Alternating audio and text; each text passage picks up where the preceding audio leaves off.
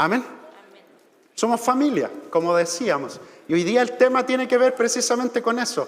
Tiene que ver con el ser una familia en Cristo o familias en Cristo, pero también con que Jesús sea el Señor de todo lo que somos. Jesús es el Señor también de la familia. Y yo lo primero que quería decirles es que probablemente si nosotros pensamos en nuestras familias, vamos a encontrarle muchas virtudes y a veces unos defectos, ¿no es cierto? No hay ninguna familia que sea, llamémoslo así, perfecta, y algunas bien imperfectas, y uno tiene que preguntarse cómo fue nuestra familia o cómo ha sido nuestra familia. Tanto la que crecimos, recuerden que por diferentes razones la mayoría de nosotros creció en una familia, otros tuvieron que salir de su familia nuclear, ¿no es cierto?, y crecer en otra familia, pero de alguna manera las familias nos han acogido a todos nosotros. Hay personas que han pasado a ser siempre nuestra familia. Hay personas que sin ser parte de nuestra familia biológica son hermanos, hermanas, padres, madres, ¿no es cierto?, hijos, hijas, que también lo hemos reconocido así, ¿o no? Entonces, ¿cómo fue tu familia, en la que creciste o la que estás creciendo? Pero también, ¿cómo estás construyendo tu familia, la que tú tienes? También esa es una buena pregunta. ¿O dónde estás ahora en relación a los integrantes de tu propia familia? Y queremos reflexionar un poquito en torno a eso para ver cómo Jesús es y puede ser el Señor de nuestras familias. A veces hablar de la familia no es fácil. Yo por harto tiempo les cuento esto así bien abriendo el corazón nomás. Pero a mí siempre me costó hablar de la familia.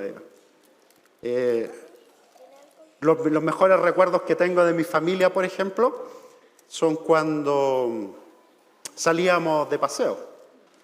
Mi papá nos llevaba cuando éramos niños al cerro a caminar. En ese tiempo no habían celulares, así que podíamos salir a caminar. Lo disfrutábamos, pasábamos por los riachuelos, nos mojábamos todos, y una de las grandes cosas era llevar harina tostada, revuelta con azúcar en una bolsita, con un jarrito, porque tenía que ir así, ¿no es cierto?, ya preparado, y sacar agua de las vertientes que habían allá en Tomé, y comerse una agüita con harina. Bonitos recuerdos que uno tiene cuando es chico, que en el fondo hay esas pequeñas cosas. Fíjense lo que puede hacer feliz a un niño, ¿no es cierto?, unas pequeñas cosas. Y después, obviamente, la caminata y todo lo que era salir, para nosotros era una tremenda aventura. A veces llegábamos a la casa y comenzaban las tensiones, que era la otra parte, la parte no tan agradable de la vida, de la familia, de la vida en familia. Las tensiones, las peleas, quizás los gritos también, muchas veces. La inseguridad que uno puede vivir y cómo también los niños nos vamos criando en ese tipo de ambiente. Los niños, digo yo, todavía me incluyo. Entonces, ¿cómo fue tu familia? Lo que sí les puedo decir es que con Jesús hay esperanza para la familia. Sea como haya sido tu familia, o sea como sea tu familia, con Jesús hay esperanza para tu familia. Es difícil, porque eso implica fe, implica tomar acciones concretas para poder hacer a Jesús el centro de la familia. Pero aún así, uno desde la Biblia no puede decir que no hay esperanza en Jesús. Eso sería no predicar la Biblia, porque la Biblia nos enseña que en Jesús hay esperanza y transformación, hay amor, hay una nueva vida en Él, hay salvación. Y eso es lo que nosotros creemos. A pesar de las circunstancias, nosotros seguimos creyendo que en Jesús hay esperanza. Lo primero que quería señalar es que la familia no es un invento humano, sino que es una creación de Dios. La familia es el diseño de Dios. Y esto está desde el comienzo, por ejemplo, en Génesis 22 y 23, Génesis 2, 22 y 23, que dice así, y 24, que dice así: de la costilla que le había quitado al hombre, Dios, el Señor, hizo una mujer y se la presentó al hombre, el cual exclamó: esta sí es hueso de mi hueso y carne de mi carne, se llamará mujer, porque del hombre fue sacada. Porque por eso el hombre dejará a su padre y a su madre y se unirá a su mujer, y los dos llegarán a ser una sola carne, uno solo. Fíjense que este es el invento de Dios, digamos, la familia. La base de la sociedad, la base de la sociedad. No es el Estado la base de la sociedad desde un punto de vista bíblico, sino la familia. Y ahí es donde se enseñan valores, donde se produce, llamémoslo así, la procreación. La familia es el lugar seguro donde se educan los hijos. La familia es el lugar donde se disfruta la vida. Es el lugar donde se traspasa la fe en Jesús, por ejemplo, o en Dios. La familia debiera ser el lugar seguro para todos. Fíjense que aquí una vez alguien me preguntaba, así en estos términos, ¿y por qué el Señor no encontró más tierrita o polvito por ahí que no hizo a una mujer del polvo también, así como lo hizo al hombre, por un asunto de igualdad? Y fíjense que aquí lo que señala el texto es otra cosa. El énfasis está puesto en otra cosa. Los dos son de la misma naturaleza. Esa es la enseñanza del texto. Los dos son de la misma naturaleza. Y los dos tienen el hábito de vida de Dios. Y los dos tienen la misma dignidad delante de Dios. Hombre y mujer. La misma dignidad delante de Dios.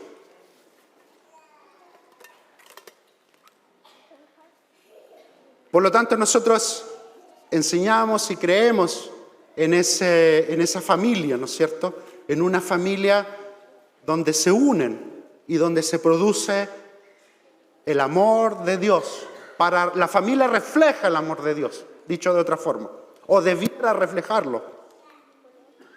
El amor significa, por lo tanto, colaboración mutua, no lucha ni competencia y tampoco violencia.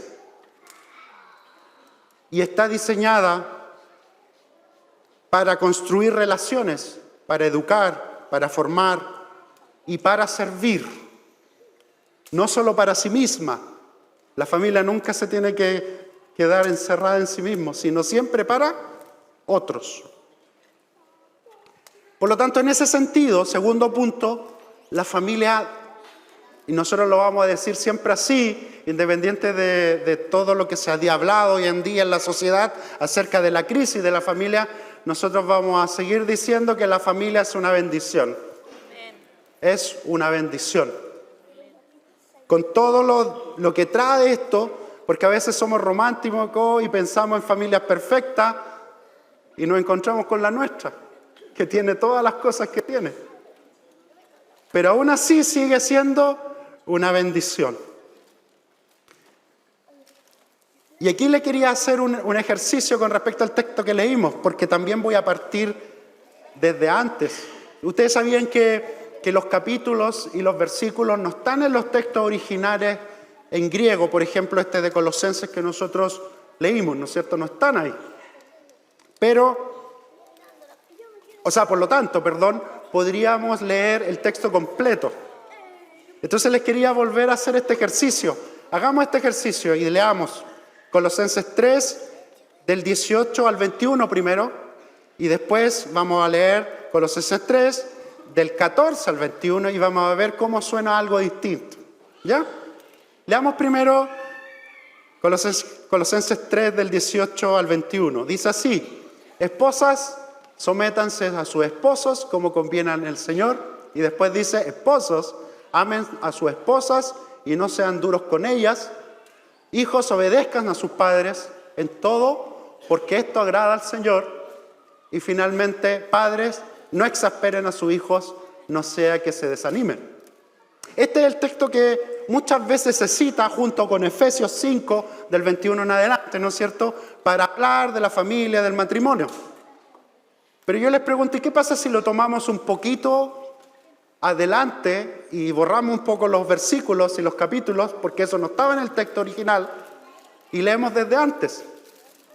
Así que les voy a pedir que hagamos ese ejercicio. ¿Ya me están siguiendo? ¿Sí? Ya, desde el 14 vamos a leer ahora. Desde el 14. Y el 14 dice: por encima de todo, vístanse de amor. Tremendo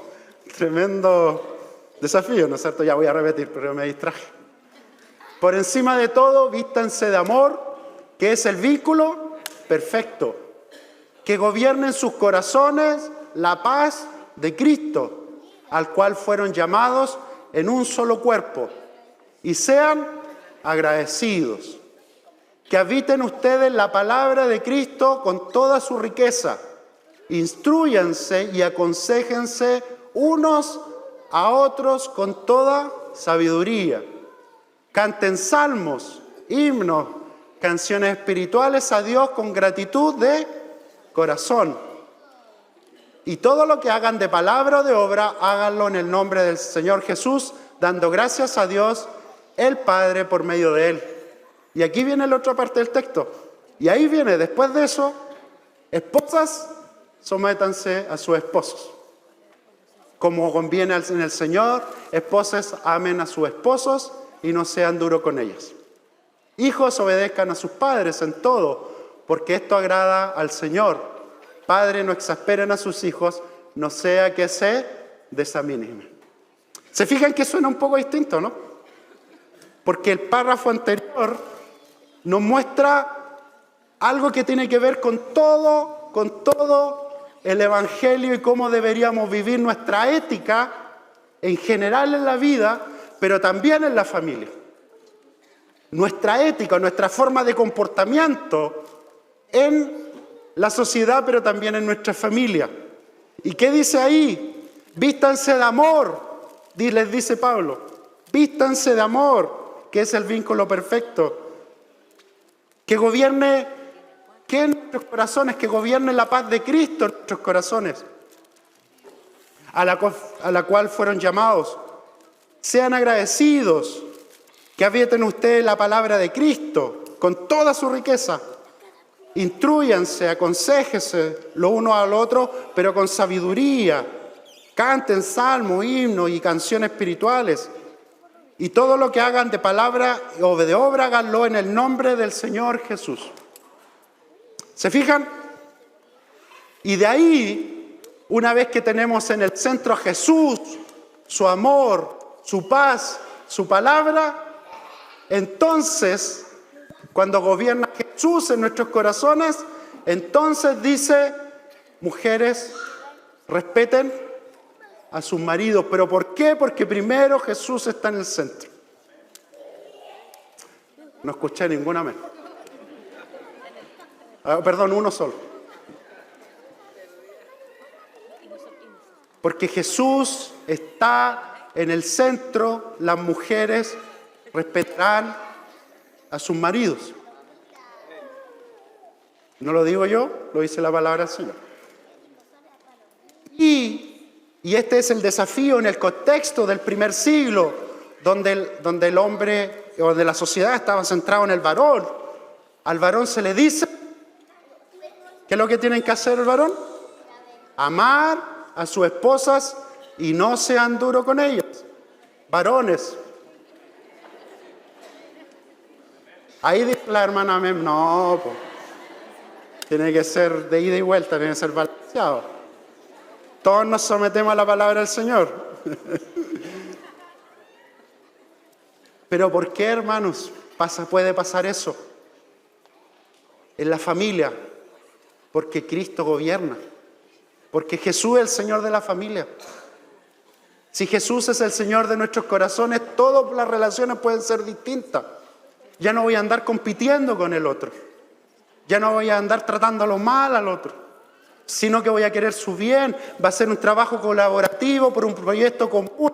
Voy a buscar la dicha del otro. Voy a actuar con humildad. Los hijos también van a respetar a sus padres y les van a obedecer. Y los padres no los van a tener que tratar mal, porque hay amor. Y eso no estoy diciendo que no haya límites dentro del hogar, por ejemplo, para los hijos. De hecho, cualquier educación sana, ayer se hablaba, entiendo que en un taller para padres, ayer en la mañana sobre eso, que también tiene que haber límites para una educación sana y formación sana. Pero eso no significa que actuemos con violencia, porque lo primero que gobierna nuestros corazones es el amor de Cristo. Eso es lo primero. Y porque vivimos a Cristo. Y porque buscamos, como dice Pablo ahí mismo, porque todo lo que hagamos, lo hagan de palabra o de obra, háganlo en el nombre del Señor. ¿Qué significa? Háganlo de otra manera para la gloria de Él. Hacer todo lo que hagamos para su gloria. Es complejo. Yo sé que es complejo y ustedes están diciendo, pero por tan imperfectos que somos nosotros. ¿Y qué esperanza inclusive hay para cada uno de nosotros en este sentido? Pero por lo mismo, cuando Jesús está en el centro, la familia es un lugar seguro para cada integrante, donde la persona quiere llegar a la casa. Yo siempre digo eso a algunas personas que he tenido que conversar, matrimonios o varones con los que he conversado, y yo le he tenido que decir, construye un hogar donde los integrantes de la familia quieren llegar a la casa, quieran estar ahí, que disfruten del hogar, que disfruten del hogar. Por lo tanto, debe haber un compromiso con Dios, pero debe haber un compromiso mutuo, de fidelidad, de esperanza, de fe en Cristo. Es donde se vive y practica el amor de Cristo hacia adentro, pero también hacia afuera. Jesús es el centro de todo. Y yo sé que algunos preguntarán, ¿y qué pasa si en mi caso no funcionó? Algunos van a decir, pucha, en mi caso no funcionó esto. ¿Qué pasa con las familias que han sido quebradas? ¿O qué pasa con las familias que de alguna manera están pasando por algunas crisis? El primer caso, si alguien está pasando por alguna crisis, vuélvanse al Señor y colóquenlo a Él primero. Vuélvanse a Él. La mayoría de los problemas que tenemos tiene que ver o tiene una raíz espiritual. Y yo me atrevería a decir casi todos tienen una raíz espiritual. Acérquense al Señor. Pidan ayuda, pidan consejo, pidan oración. No se aparten. No dejen que las cosas crezcan y que sigan adelante. Pidan ayuda. Partiendo por el Señor, pero pidan ayuda. Hay esperanza. ¿Qué sucede en el segundo caso si efectivamente en tu familia se quebró o ya no hay una vuelta atrás? Personas que han pasado por esa experiencia, compleja también y dolorosa. Dolorosa para los padres, pero también para los hijos. Solo déjenme decirles que para ustedes también hay esperanza en Jesús. Hay esperanza de sanidad. Quizás tú no puedes cambiar ya el pasado. Hay que aceptarlo nomás. Hay que aceptar el pasado a veces. Pero Jesús puede construirte un nuevo futuro. Jesús puede construirte un nuevo futuro, pero tú tienes que decirle a Jesús que quieres estar dispuesto y colocar y rendir tu vida a Él para que te construya ese nuevo futuro. Entonces, ¿cómo se parte esto al menos? En algunos de los casos, hay que pedir perdón. Si tú has dañado a alguien en tu familia, tienes que pedir perdón. El camino de Jesús es el camino de pedir perdón. Y el camino de Jesús también es el camino de otorgar el perdón. No es fácil, no es fácil. Y a veces el perdón, entregar perdón, y a veces pedir perdón demora años, es un proceso. Pero ese es el camino que tenemos que seguir todos para que reine Cristo en nuestras familias. Después significa intencionadamente no repetir los modelos de los cuales te quieres alejar. No repitan los modelos, sino que saquen los modelos ¿de dónde? De la Biblia. Para esto está la palabra del Señor. Saquen los modelos que están en la palabra del Señor. No nuestras ideas, sino lo que Él quiere para nuestras familias. Para eso hay que estudiarla, para eso hay que congregarse, para eso hay que estar con otras personas. Tienes que crecer tú primero, antes de pedirle a las demás personas de la familia que crezcan. Como lo hemos dicho a veces los pastores aquí antes, a veces nosotros le pedimos al otro que cambie, cuando el primero que tiene que cambiar soy yo mismo. Cambiemos nosotros, primero. Y lo último que quería decir es, no lleves la violencia a tu familia. El Señor no tolera la violencia, porque Dios es amor, Jesús es amor. No estoy hablando de límites en la familia, que es distinto, para no confundirlas, pero no lleves la violencia a tu familia. Nosotros no podemos validar eso y no lo vamos a validar, la violencia. Y si hay problemas de violencia en las familias, eso hay que confrontarlo y también hay que sanarlo y hay que también pastorearlo y guiarlo. Pero no lleves la violencia a tu familia, porque eso es pecado. Y como cualquier pecado, hay que arrepentirse. Entonces, la esperanza es vivir con Cristo. Él perdona, Él transforma, Él nos da una vida nueva.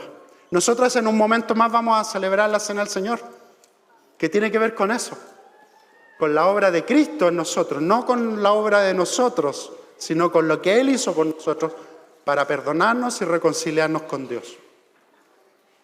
Por lo tanto, algunos consejos, y para esto quería también, para cerrar con algunos consejos, y para eso quería citarle dos pasajes bíblicos. Uno de Apocalipsis 2:9a, que dice así, que le dice a una iglesia, el Señor le dice a una iglesia esto: conozco tus sufrimientos y tu pobreza, sin embargo eres rico. Fíjense que hemos estado reflexionando en torno a esto, también lo hicimos en un grupo también ahí pequeño del equipo de la iglesia, y estuvimos reflexionando a esto. La riqueza de Dios no viene de lo material. Conozco tu sufrimiento y tu pobreza, pero sin embargo tú eres rico. ¿Cuáles son las riquezas que tenemos? Proverbios 17:1 dice así, está en la NBI: más vale comer pan duro donde hay concordia que hacer banquete donde hay discordia. A veces la paz es mucho más importante que las riquezas materiales. Y eso es lo que nosotros tenemos que construir como familias? ¿Cuál es la riqueza que tú estás poniendo en el centro de tu vida? Y por eso les quería decir, hermanos, hermanas, cultiven relaciones sanas. Nosotros lo habíamos dicho eso, el interior de la familia. Cultiven relaciones sanas. Pero esto hay que hacerlo en la práctica, no de palabra, en la práctica. Servicio, amor, preocupación por los otros. Buscar al Señor juntos. Llevar a Jesús al hogar. Algunos papás se complican porque dicen que los hijos después no vienen a la iglesia y uno les pregunta, ¿pero tú estás viniendo? Y dicen, a veces. Entonces es complejo si uno no enseña con el ejemplo, ¿no es cierto? Por lo tanto, a veces hay que tener las conversaciones difíciles para los cambios. Pero esas conversaciones difíciles se tienen que hacer con amor, con mucho amor, porque el amor está primero, el amor de Cristo. Pero hay que tener las conversaciones difíciles, porque si no, no van a haber cambios.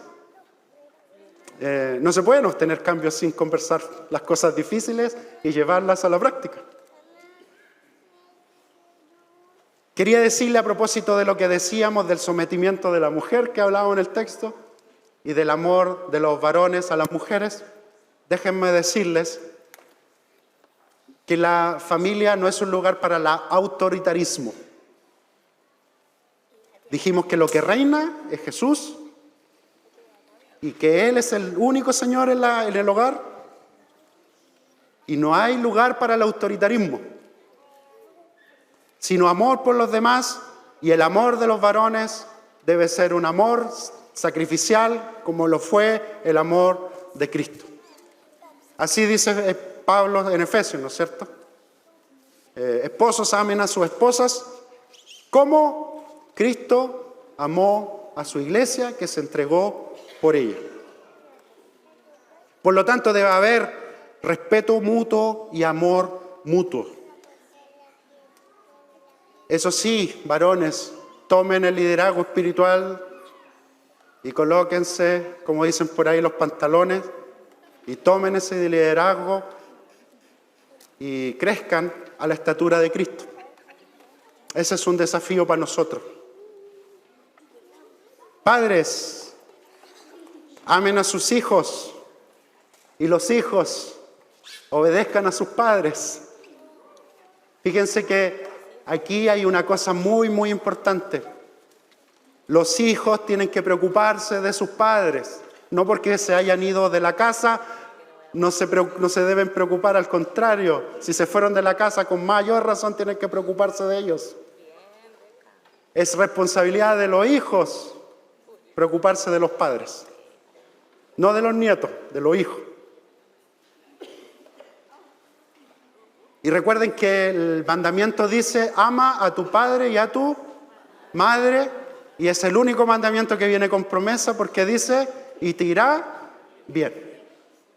Preocupémonos, voy a ponerme en el saco también, preocupémonos de nuestros padres ancianos, preocupémonos de ellos, honrémosle.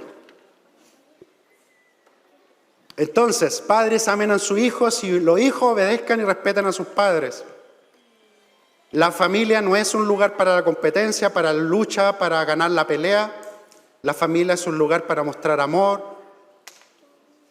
y debe haber gozo ahí en la familia cuando el Señor está en el centro. Y finalmente, por lo mismo de las riquezas, denle tiempo a sus familias. La riqueza no se define por la cantidad de dinero que tienes. Lo importante es perseguir la riqueza que viene de Dios. Alguien me va a decir, pero es que el Señor también bendice a veces económicamente, amén. Si ese no es el tema. Pero que la riqueza no ocupe el corazón, el lugar, que le corresponde a Jesús en tu corazón. Y finalmente, la familia está hecha para tener planes, para tener una misión, para tener propósitos y por lo tanto sirvan al Señor. Sirvan al Señor en familia. Sirvan a otros, sirvan a su iglesia. Denle tiempo también a eso. Porque es parte importante cuando nos colocamos todos bajo el Señor, pero además hacemos el propósito que Dios tiene para nuestras familias. Y lo hacemos juntos. Porque hay un propósito de Dios para eso también. Y nos sentimos gozosos porque lo podemos hacer. Porque servir al Señor trae gozo. Trae gozo. Que Cristo viva en nosotros. Vamos a orar por la familia hoy día. Y vamos a orar por todas las crisis que ustedes a lo mejor tienen en su familia. Sabemos esto, que hay abuelos que están preocupados por sus hijos. Abuelos que están orando por sus nietos, que se acerquen al Señor, ¿o no? Padres que dicen, oye, mi hijo ya no se congregan más, parece que Jesús no fuera importante. Otros que sienten que a lo mejor no están viviendo el amor de Cristo ahí en la familia. A lo mejor tienen proyectos para futuro y quieren que el Señor les muestre, esto es lo que tienen que servir. Pero queremos que el Señor sea el Señor de nuestra. Algunos somos hijos, como yo, que no tengo una familia mía propia, pero tengo una familia de fe. A propósito, tengo hartos padres, madres aquí, y hermanos y hermanas, gracias a Dios. Pero soy hijo, y tengo que preocuparme también de esa familia, ¿no? Y algunos somos hijos, y tenemos que preocuparnos de ellos. Así que, hermanos, oremos por eso. Que el Señor, que Jesús, sea el Señor de nuestras familias. Amén. ¿Quieren entregarle su familia al Señor? ¿Quieren entregarle su familia al Señor, sí o no? Una vez más a lo mejor. Van a decir, se la he entregado un montón de veces al Señor. Pero aprovechemos entregarle nuestra familia al Señor de nuevo.